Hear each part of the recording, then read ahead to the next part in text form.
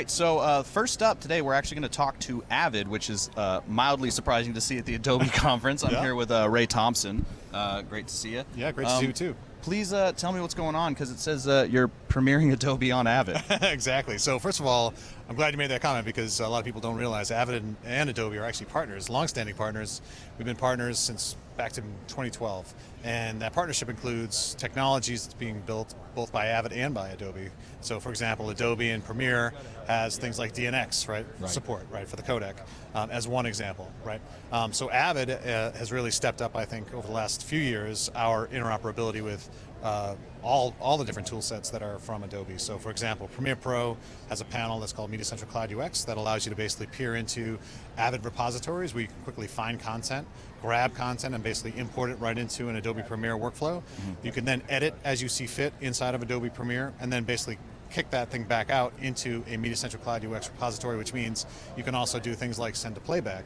And for a broadcast environment where you have a variety of different tool sets sitting on the same infrastructure, this actually provides you a way to share content easily in a way that Adobe really doesn't provide, right? Right. At a scale that Avid has traditionally been known to do. Right. So that's one of the key interops that we have with them. We also are interoperable with both Photoshop and After Effects. Oh, wow. Yeah, so you actually have panels for Media Central Cloud UX in After Effects and in Photoshop. So that's something that we just rolled out earlier in this year. So, gotcha. And then in terms of like our storage, what we're featuring here at Adobe MAX is Avid NEXIS. So Avid NEXIS is our storage platform.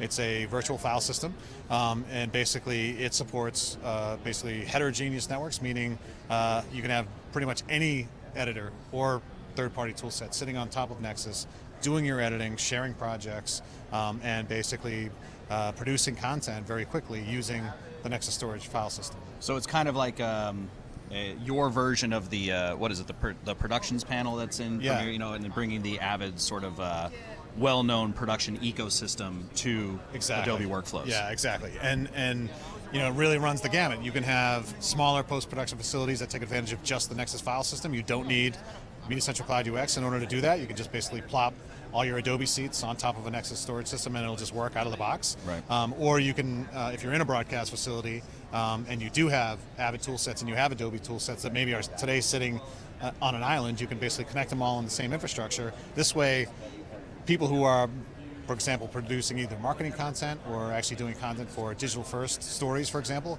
can now access all the content that the traditional broadcasters might be producing on an Avid platform. Gotcha. So it allows you to basically quickly access those assets, and then vice versa, of course, too, right?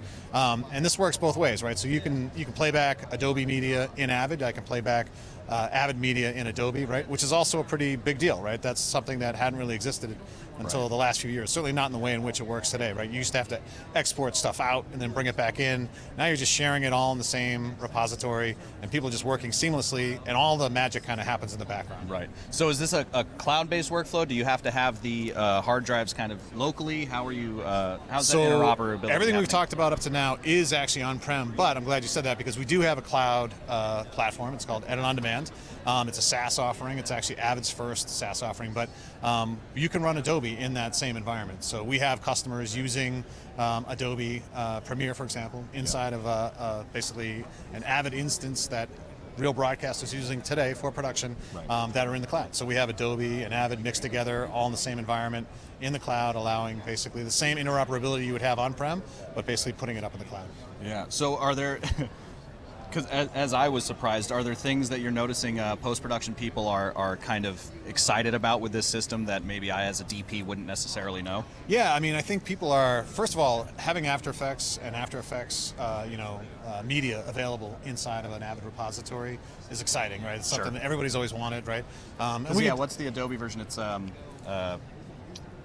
Dynamic Link. Yeah, and so having all of that basically available inside of these repositories is a big deal. Being able to share sequences and basically media and have it happen just seamlessly is also the sequence. Really I completely didn't even realize that. The sequences part is huge. Yeah, it's huge. That skipped right over my head. Yeah. I mean, think about that. I mean, you could take a sequence, right? So you're editing a sequence in Premiere, you grab media that's sitting on a NEXIS, you bring it into Premiere, I do my edit, I can then send that sequence back into Media Central Cloud UX, and now everybody else has access to that, just as they would any other media.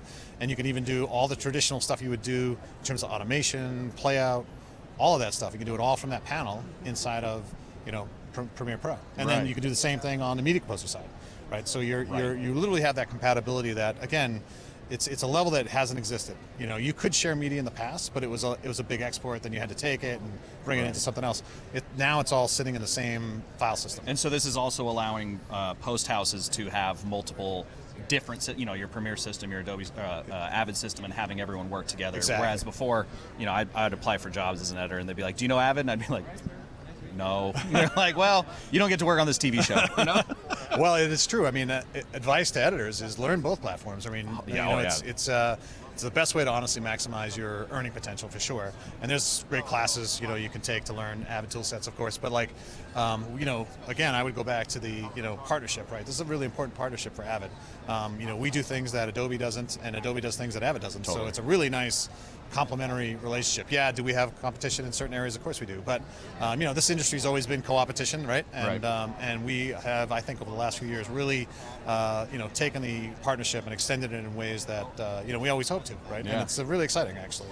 Yeah, and the way that people could learn on their own is you guys have Media Composer, right? Which is, there is a free version of that. There's a free version of Media Composer you can download right from Avid.com, and then as you sort of graduate, you can certainly take classes, right? So Avid has the Avid Learning Partner Program. You can take all kinds of classes online. You can get an Avid certification. You become Avid certification, or ACSE, which is an Avid Certified Systems Engineer. If you want to go that far, right? You don't have to, but you could. And then you can learn everything. You can learn Nexus, you can learn Media Central, right? There's classes for all of those things. So yeah, I would encourage people to definitely look into that. And it's not like it's expensive. It's actually pretty cheap in terms of training. And and all of the you know, Resolve, Premiere, Avid, they've all come down in price to a way that's much more manageable than having to buy the massive, you know, back when I was in college, you had to get the whole deck. Yeah. You know? Well, and that's why, right? I think that's why interoperability is so important these days, because you're right. I mean, editing tools have come so far down in terms of you know, monthly cost, the subscription options now, and I think that's why we're seeing a broader adoption period, and being open is important, and being able to share files, and you know, it's kind of funny because you think about, like, if you're doing some kind of PowerPoint or something with somebody or some other project, you're working with everybody and everybody's doing a shared document, right? Right. And it's the same kind of concept. It's just happening now in media in a way that, you know, proprietary stuff is old school. Right. Well, and I will say, as a PC user, I'm really thankful for DNX. Yeah, right. It's true. DNX is a big deal, right? Yeah. And it's funny because there's been a lot of really good interest in DNX as a codec, and so I feel like that's also getting stronger because that's another easy way, right, to interop with the two platforms. Totally. Right?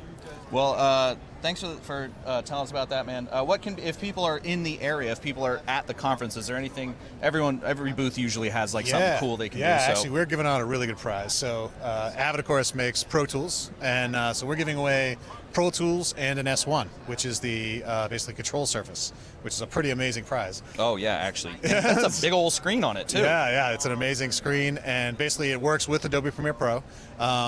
And so you can basically win that. And so it's a 1-year subscription to basically Pro Tools, and it's an Avid S1. So absolutely sign up. It's like one of the better prizes, and I know I'm a little bit biased, but it absolutely is a really great prize. So. I'm doing a lot more editing in my life, or a lot more audio in my life. Yeah. Producing a podcast and stuff, and so that's absolutely quite good. So frame and reference. Come by and absolutely, if nothing else, at least register to win the prize. Cool. Well, Ray, thanks so much for talking to me. Yeah, thanks, Kenny. Appreciate it. Very cool. Yeah, thanks again. Appreciate it.